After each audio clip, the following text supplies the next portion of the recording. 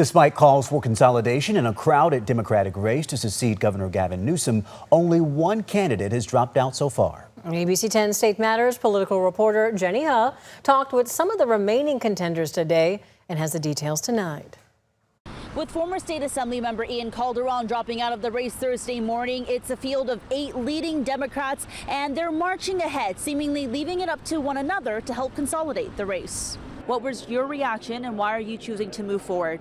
Yeah, so as the top polling Democrat in the most recent public polling, I am well positioned to win the race. I think people are just starting to tune in. Undecided is still beating everybody else, and I think you'll see this field start to consolidate. Tone deaf to the fact that there are 35% of the people are undecided. I think Chairman Hicks is doing what he thinks is good to just focus everybody's attention.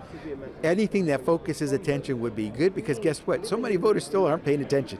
Democrats eyeing the governor's seat, responding to California Democratic Party Chair Rusty Hicks' calls for lower performing candidates to drop out ahead of the June primary. But the stern call for consolidation seemingly falling on deaf ears as candidates back-to-back confirmed they had finished paperwork to qualify for the June ballot. And I will see you on the ballot. I just filed my declaration of candidacy for governor. I'm officially on the ballot. Though former state Assemblymember Ian Calderon dropped out Thursday morning and endorsed Congressmember Eric Swalwell. So what do you say we do it together? I want to endorse you for governor of California. This the response from one of the leading Republican candidates, former Fox News host Steve Hilton.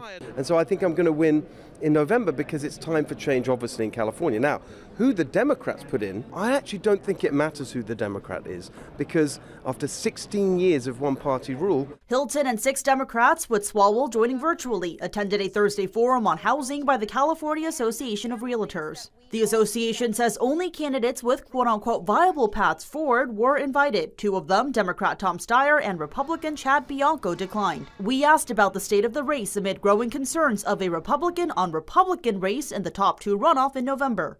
It's poppycock. It's not going to happen.